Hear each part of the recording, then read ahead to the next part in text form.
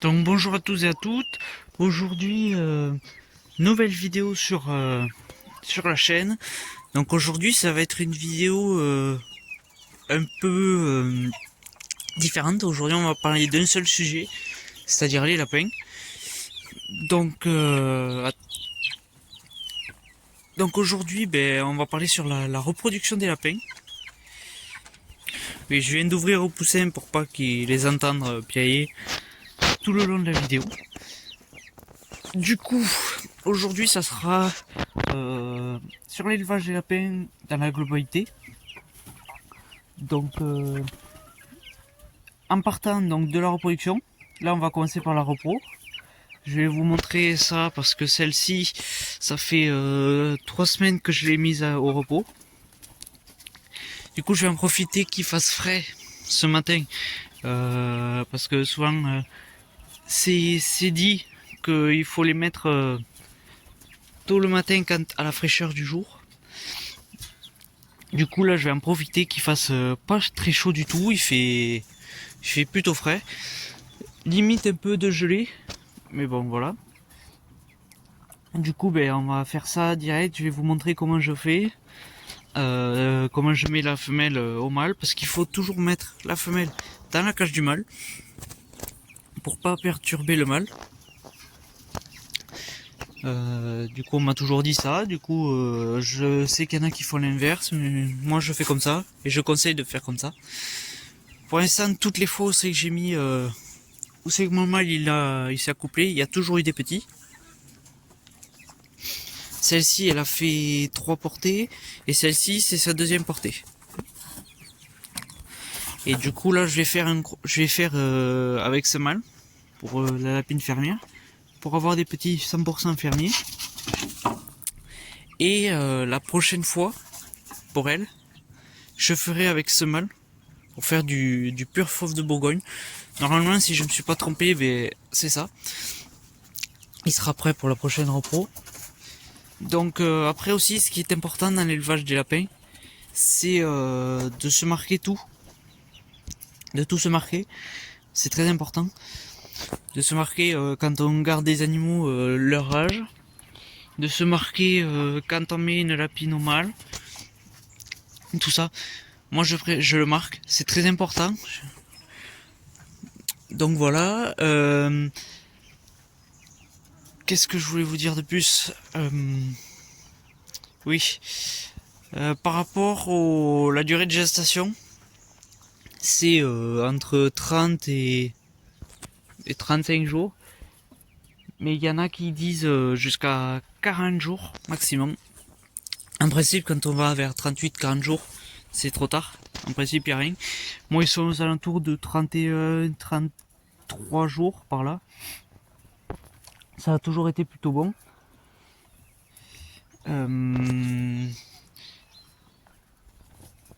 Ça a toujours été plutôt bon. Et du coup, là, on va prendre la femelle. On va la mettre avec le mâle.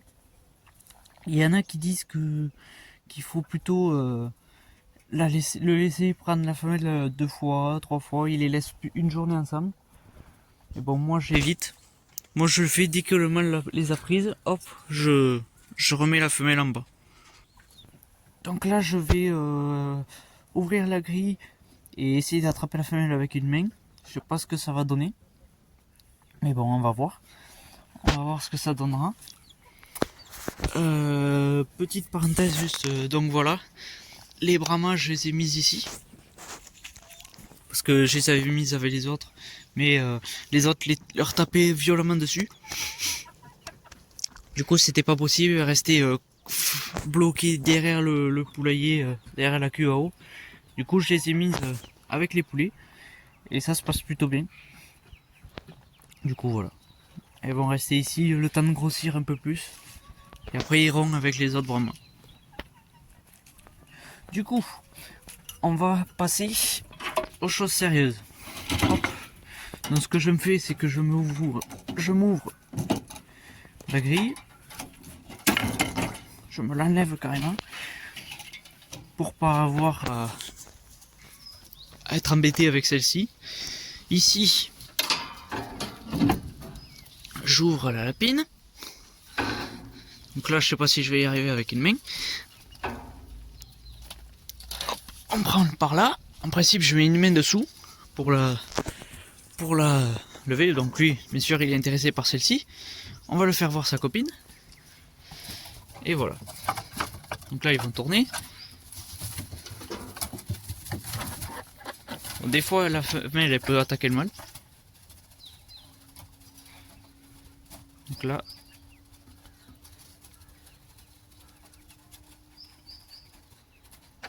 et la grille. Donc là, il n'a pas attrapé encore.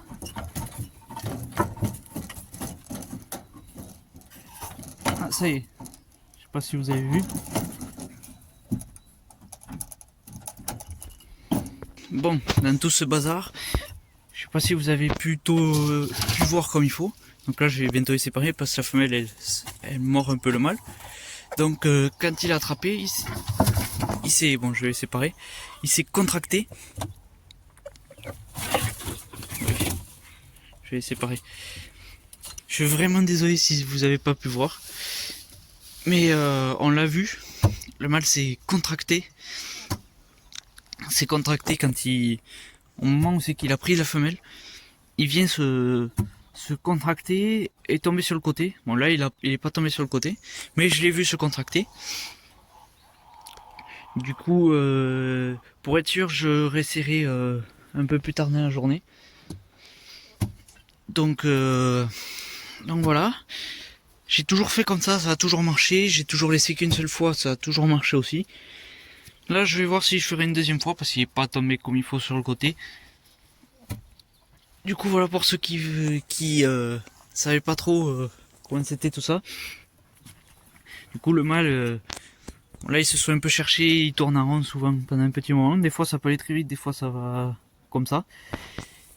Et du coup, le mâle, il vient monter sur la femelle et une fois qu'il a prise, on le voit se contracter et tomber sur le côté. Là, il est pas tombé sur le côté. Du coup, on remet la femelle en bas, qui est du coup un peu stressée, qui va se mettre dans son coin souvent. Du coup, je vais, quand je nettoie le clapier, en principe, je paille du coup la caisse. Je paille un peu. Je mets pas la paille que je mets quand elle doit mettre bas, parce que sinon elle la bouffe toute. Et du coup là, je vais pailler un peu. J'ai fait une caisse spéciale mise bas. Donc moi je suis en extérieur, mais c'est aussi bien quand on est à l'abri quoi, à l'intérieur ou dans un hangar ou quoi, parce que ça permet d'éviter souvent. J'ai déjà vu chez quelqu'un d'autre tout ça, des petits lapins qui sortent du nid et du coup hop, ils vont sur des endroits où c'est qu'il n'y a pas de paille ou quoi, ils n'arrivent pas à revenir au nid, ils sont sur le béton, ça les refroidit et ils meurent. Du coup c'est embêtant. Donc quand on fait ça, ça amène un petit rebord qui évite que les lapros, s'ils sortent du nid, ils puissent sortir carrément de la boîte. En principe, ils restent là et au bout de 10 jours, 10-15 jours, on les voit, ils commencent à sortir, à se balader un peu dans cette caisse. Et après, on les voit commencer à sortir quand ils commencent à ouvrir les yeux. Du coup, l'eau, c'est très très important durant la gestation, car c'est pour la lactation. Donc là, il y en a. Donc, voilà la catastrophe qui s'est passée quand je n'avais pas la grille. Donc là, c'était compliqué de vous le faire voir. Je voulais essayer de vous le faire voir. Mais bon, j'aurais eu le temps de fermer la grille. Mais bon, voilà. Donc, pour le coup, là, ça a été. Pour l'instant, ça n'a pas raté une seule fois. Après, l'alimentation, elle mange... j'ai pas remarqué qu'elle mangeait beaucoup plus que ça, les lapines, au moment durant la gestation. Elle mange un peu plus, mais pas énormément de plus. Du coup, après, il y en a qui conseillent d'augmenter petit à petit tout ça. Mais moi, comment dire, je dis rien. Je laisse comme c'est. J'ai toujours fait comme ça, je laisse comme ça et dès que les petits arrivent, hop, j'augmente un peu le granulé pour augmenter un peu la productivité de lait. La production de lait, pardon. Et voilà. Après, les petits, il y en a qui font des vaccins, il y en a qui vaccinent contre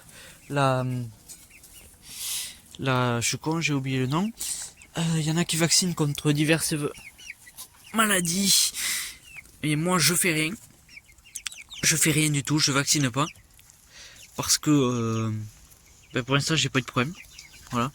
Je connais quelqu'un, je sais pas si je crois que je vous l'avais déjà dit, qui a vacciné, mais qui a quand même perdu plus de 70% du cheptel. Du coup, moi, je vaccine pas. Parce que souvent, les maladies, tout ça, ça vient quand il y a beaucoup d'élevage, il y a des lapins sauvages ou quoi. Moi, pour l'instant, je suis pas touché par ça. Il n'y a pas d'autres lapins dans les environs. Il n'y a pas d'élevage. Il n'y a pas de lapins sauvages, il n'y a rien. Du coup, je suis tranquille sur ce point. Je ne vaccine pas. Et puis voilà. Après, les lapros, je les laisse 2 mois à 2 mois, 1 semaine, 2 mois et demi grand max avec la femelle. Je les laisse avec grand max comme ça. Et puis qu'est-ce que je voulais vous dire? Oui. Et puis après, au bout de 2 mois et demi, on sépare les petits de la mère. Donc en principe, il y en a qui disent qu'on doit enlever la femelle pour pas perturber les petits. Donc la première fois que j'ai eu des petits, c'était là, avec la portée de 6. Et j'ai enlevé la femelle, que j'ai mise en bas. Et puis ça a toujours... Non, que j'ai mise là au début. Et après elle est passée là. Parce qu'il y avait cette femelle. Non, elle est passée sur un côté je crois. Bref, on s'en fout. On sépare la femelle ou les petits. Et puis après les 2 autres portées. Donc celle où c'est qu'il était seul, je l'ai mis à l'herbe. Et après il est venu ici. Et après ces 2 autres fils, ils sont venus là. Donc tant qu'on les sépare, on s'en fout de... j'ai envie de dire de qui séparer. Et après on laisse les femelles. Il y en a qui disent qu'au bout de 2 mois, on remet la femelle. Excusez-moi. Donc en principe ça c'est plutôt des élevages entre guillemets intensifs, qui veulent des petits plus longtemps. Parce qu'il faut savoir un truc, c'est que si vous mettez votre femelle direct après 2 mois, donc déjà elle aura pas le temps de se reposer. Parce qu'en plus de la gestation, en plus de la lactation et d'élever les petits, elle repart direct. Donc il y en a qui font ça pour pas perdre d'argent, pour pas perdre de temps et tout ça. Mais moi j'ai pas envie. Parce qu'il faut que la femelle se repose aussi. Il faut qu'elle ait du repos. Du coup en principe je laisse 3 semaines à peu près. 2-3 semaines. Et puis en fin d'année je laisserai... en été pardon, je laisse un peu plus. Parce qu'il faut savoir que le lapin ça supporte le froid. Mais ça supporte très mal la chaleur. La chaleur c'est son ennemi numéro 1 en élevage. Il faut savoir que voilà, du coup j'ai mis, donc vous l'avez vu, des gants pour amener de la fraîcheur au lapin. Il supporte très très mal la chaleur. Et du coup voilà, c'est pour ça qu'en été c'est dangereux pour la mère comme pour les petits. Entre guillemets, quand elles sont jeunes c'est moins risqué, même s'il y a des risques quand même. J'en connais qui en ont perdu des jeunes. Mais souvent c'est plutôt des vieilles femelles, aux alentours de 5-6 ans, même 4 ans, qui commencent à perdre qui meurent en été quoi, en plus de l'élevage des petits, avec la chaleur, elles supportent pas. Du coup c'est aussi important quand on a des clapiers tout ça, par rapport à l'ombre. Donc moi, là ça va, c'est plutôt ombragé, ici il y avait un arbre, malheureusement il est mort. Voilà, il y a la cabane aussi qui protège, donc ils sont plutôt ombragés. Il n'y a pas vraiment de soleil qui tape dessus. Après, qu'est-ce que je vais vous dire de plus? Du coup, ensuite, quand on a remis la femelle, ça repart pour un tour. Une femelle, ça tient, je veux pas vous dire de bêtises, mais 8 ans. entre 6 et 8 ans. Ça peut aller à plus en fonction, son espérance de vie est plus grande si on la laisse se reposer. Par contre, si vous lui faites faire des portées, si vous la faites remettre au mâle à 2 mois, d'élevage des petits, donc c'est-à-dire qu'elle ferait des petits tous les 3 mois si je me trompe pas. Donc là, ça serait pas bon du tout. Là, son espérance de vie elle sera beaucoup plus courte.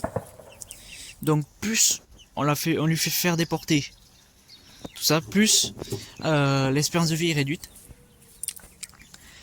Donc c'est pour ça que moi, c'est pas mon intention. Moi, c'est juste pour amener un peu plus de revenus. Si je voulais faire ça, ben je ferais pas comme ça. J'en aurais plus tout ça, mais bon. Moi, je suis content comme je fais. Donc ça ira très bien. Du coup, voilà, aux alentours de 2 mois et demi, voire un peu plus, je remets au mâle. Voilà, donc une fois qu'on a séparé les petits, après, ça dépend ce que vous voulez en faire. Donc il y a pour la repos, pour la consommation, ou pour se garder.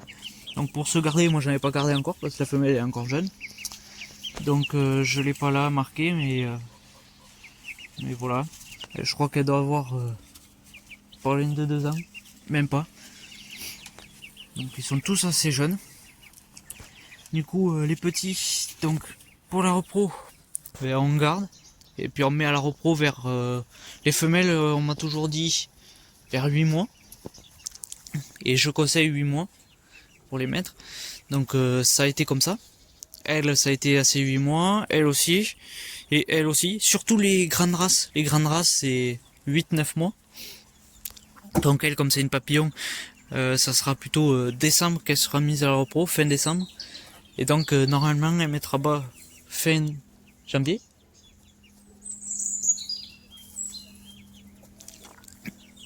Du coup voilà, et les mâles en principe c'est 6 mois. Moi je dis 6 mois, moi conseille 6 mois aussi, donc voilà. Lui il a été mis à 6 mois et lui il doit avoir je sais plus quel âge il a, je l'ai marqué mais je sais plus trop. Il doit être aux alentours de 6 mois, 6-7 mois quoi. Donc je sais que quand je le mettrai à la femelle, il aura plus de 6 mois. Donc ce sera largement bon. Donc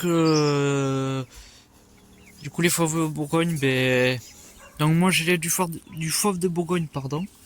Excusez-moi. Donc c'est une race que je conseille. Beaucoup en élèvent. C'est entre guillemets une race facile à élever,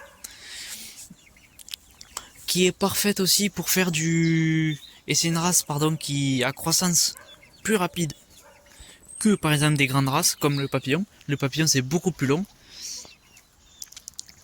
Et ce que je conseille, si c'est pour faire bien sûr pour faire de la repro, ce qui est conseillé c'est de faire du pur race, comme là je fais ou comme là je fais. Et après ce que je conseille également pour de la consommation, si on a du fauve de Bourgogne et du papillon, comme le papillon c'est une race à croissance plus longue, ce que je conseille et ce qui est conseillé aussi, c'est de mettre du fauve de Bourgogne sur du papillon, sur des grandes races, pour favoriser la croissance plus rapide. Du coup moi pour l'instant c'est 100% reproduction sur tous les petits que j'ai eu, ils sont tous partis pour de la repro. Donc la repro, on sépare comme je vous ai dit à 2 mois et demi, après soit on garde, soit on vend. Et on fait reproduire à partir de 8 mois et 6 mois pour les mâles. La consommation, donc on sépare toujours au même âge. Et puis après, si on veut abattre, le mieux c'est d'abattre les sujets quand ils ont atteint un poids de 2,5 kg pour s'y retrouver quoi. De 2,5 kg. Donc moi les lapins ils sont vendus 15 €. Mort ou vif. 15 €. Et du coup voilà, pour l'instant ils sont tous partis pour la repro. Mais on verra si j'en ai à abattre. On peut s'en garder pour nous. Et après bien sûr si vous voulez faire des lapins plus gros, c'est-à-dire au-delà de 2,5 kg, il faudrait augmenter le prix parce que sinon on s'y retrouve pas. Si on fait des lapins de 3 kg, 3 kg et demi, eh bien on va pas s'y retrouver au niveau du prix. On va perdre d'argent plus qu'autre chose. Donc 2,5 kg c'est plutôt pas mal. Du coup pour atteindre 2,5 kg, quand vous avez des portées normales entre guillemets, entre minimum 5 petits, on s'y retrouve vite. Donc on s'y retrouve à peu près au niveau de 4 mois, 4 mois et demi. Dans ces eaux-là, bien sûr, il y en a toujours un plus petit que l'autre. Et après, quand c'est des portées de 2 à 1 petit, de 1 à 2 petits, ben là par contre, on peut s'y retrouver aux alentours de 3 mois et demi ou 4 mois. Pour les 4 kilos, les 2 kilos et demi. Du coup, ça dépend. Faut régulièrement peser les petits. Par la suite, je vous ferai une autre vidéo pour le sexage des lapins. Voilà. Je vais pas le faire maintenant. Et du coup, voilà, à 4 mois et demi, on peut faire de tout avec de la viande de lapin. Des lapins entiers, du pâté, tout ça. Moi, c'est ce que je ferai peut-être avec du papillon, parce que c'est plus gros, pour faire du pâté, des terrines et tout ça. Donc on a un large choix de choses à faire.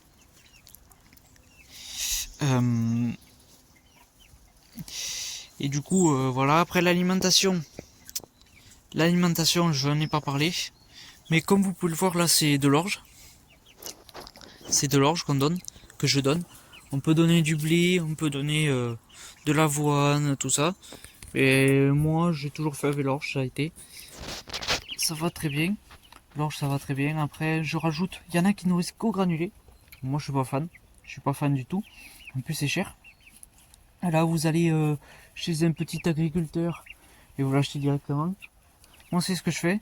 L'orge, j'en ai pour 50 kilos. J'en ai pour 8-9 euros, quoi. Donc, c'est vraiment pas cher. Et ça sera moins cher que du blé aussi. Et puis, si vous le granulé, c'est.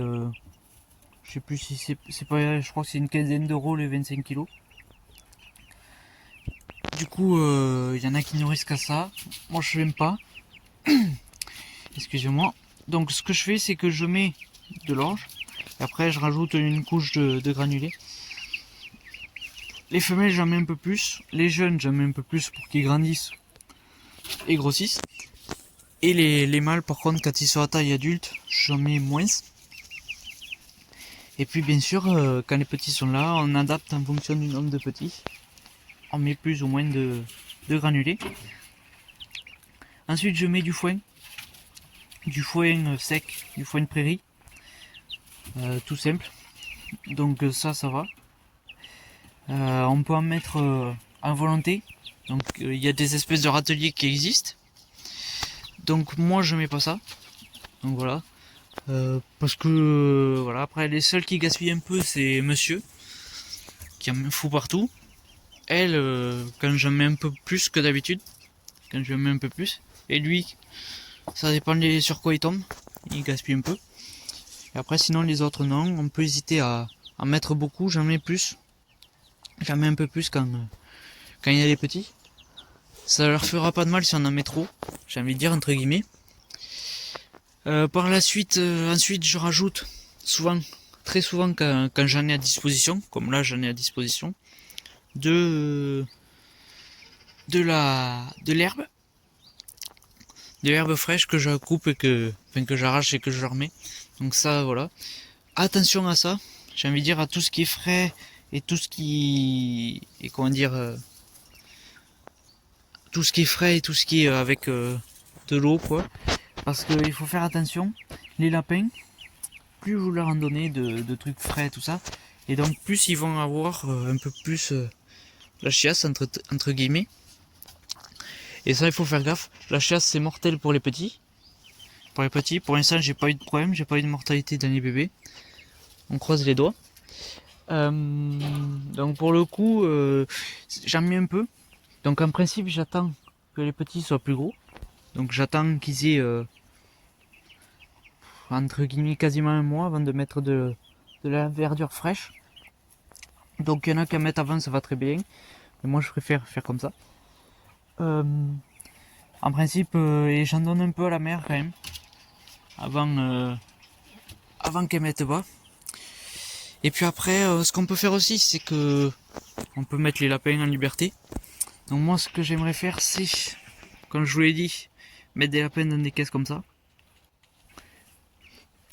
Donc j'ai un nouveau projet, je vous le dis pas maintenant parce que c'est pas le sujet de la vidéo. Vous le saurez en temps et en heure. Et par la suite, pardon, de l'eau. Bien sûr, l'eau c'est très important. Il y en a qui rajoutent du vinaigre de cidre de temps en temps. Donc faut pas. Moi j'en mets pas, mais je pense que je vais en mettre bientôt. Là en fin d'été. Quand on arrivera bientôt en froid complet. Donc après, chez les lapins, il faut surveiller les oreilles, le nez, fait le museau, les yeux. Faut vraiment pas hésiter là-dessus à surveiller rapidement et régulièrement les animaux pour voir qu'il n'y ait pas de maladie. Parce que en principe, quand un lapin est malade, tout ça, les points, enfin c'est pour tous les animaux, les points les plus importants ce sont donc la bouche avec les dents, le museau, les oreilles et le nez et les yeux pardon. Bien sûr les pattes et tout.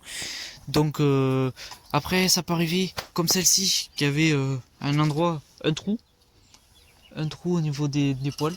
Donc est-ce que c'était pardon, excusez-moi, est-ce que c'était une carence alimentaire? Donc en principe si c'est une carence alimentaire, il faut augmenter un peu plus de granulés, faut voir, faut surveiller. Et après bien sûr ça peut être un autre animal qui la pique, mais là je pense pas que ça soit ça. Après, qu'est-ce que je voulais vous dire de plus? Oui, les lapins, moi je les vends sur le Bon Coin. Donc je les fais partir avec le Bon Coin. Il y en a qui font des marchés. Donc peut-être pour l'instant je suis pas embêté, ils sont tous partis. Mais je sais que s'ils partent pas dans les eaux que je souhaite, là je ferai des marchés. Donc j'en ai un par chez moi, le marché de volaille à Saint-Martin. Voilà. Donc j'hésiterai pas à faire des marchés comme ça. Après, ce que je fais, et ce qui est important aussi, c'est de leur mettre des morceaux de bois à disposition. Je vais vous montrer là. Des morceaux de bois à disposition pour qu'ils puissent se faire les dents. Parce que je sais pas si vous avez déjà remarqué, quand vous mettez des objets en bois, ils viennent les grignoter, que ce soit des cagettes, tout ça. Ils viennent les bouffer. Du coup, moi, j'hésite pas à mettre des morceaux de bois pour leur faire les dents. Attendez 2 petites secondes, oui, c'est bon. Je comptais les pousser. Donc je mets des morceaux de bois pour qu'ils se fassent les dents et qu'ils rongent et tout. Ça les occupe et ça leur fait les dents. Ça évite qu'ils s'attaquent aux caisses. Donc toutes les cages ont des morceaux de bois. Donc c'est très important. Après aussi, on peut rajouter des pierres à sel. Moi j'en mets pas. Donc peut-être que je viendrai en mettre. Quand vous voyez que les animaux sont tout le temps en train d'essayer de bouffer les grilles et tout, et vous pouvez vous dire qu'il manque de quelque chose, soit du sel, soit je sais pas quoi, du fer, de tout. Ils peuvent manquer de quelque chose. Du coup, c'est important à surveiller. Du coup voilà. Donc, on a fait le tour de cette vidéo. Ah oui, je rajoute aussi un peu de maïs à ce mal. Donc, parce que le maïs, le granulé, pardon, il est difficile. C'est pas son truc préféré. Donc, j'en ai là. J'en ai là du maïs que je lui donne en complément. Donc voilà, j'ai fait le tour de la vidéo. J'espère que cette vidéo vous aura plu. Voilà, j'espère que ça vous aura plu. Si jamais vous avez d'autres questions, n'hésitez pas en commentaire. Si jamais vous avez d'autres trucs à dire en plus que je n'aurais pas dit ou que j'aurais mal dit, donnez-moi, ça a coupé. Du coup, je disais, n'hésitez pas dans les commentaires à dire si vous avez d'autres choses à rajouter par-dessus ce que j'ai dit moi. Ou alors si j'ai dit des choses complètement fausses pour vous. Donc voilà, n'hésitez pas. En tout cas, je vous remercie encore une fois. On est quasiment aux 400 abonnés. Donc je vous remercie énormément à tous. Donc voilà, je cesserai jamais de le dire. Du coup, pour finir, je vais vite fait vous montrer ce que j'ai fait. Donc j'ai récupéré du foin. Et donc vous voyez, j'ai paillé ce parc derrière. Et j'en ai mis sous la cabane des Brahmas. Et ici j'ai mis les poussins du coup. Donc voilà, avec des panneaux de volets de chaque côté et un au-dessus au fond. Donc ils seront à l'abri du vent, quasiment allez, à 70% à l'abri du vent. Et j'ai paillé également de foin. Comme ça au moins s'ils ont froid ou quoi, ils peuvent se coucher à l'intérieur. Donc là ils passeront cet après-midi déjà. Et je verrai, quand il pleuvra pas, je les y mettrai. Et sinon la nuit, ils passeront la nuit ici. Du coup, ben, on va s'arrêter là-dessus. Je tiens à vous remercier encore une fois. Et puis, prochaine vidéo, ça sera très certainement un nouveau projet. Donc, je vais pas vous en dire plus. Vous le verrez par vous-même. Donc voilà, je vous remercie encore une fois. Et puis, à la prochaine. Ciao.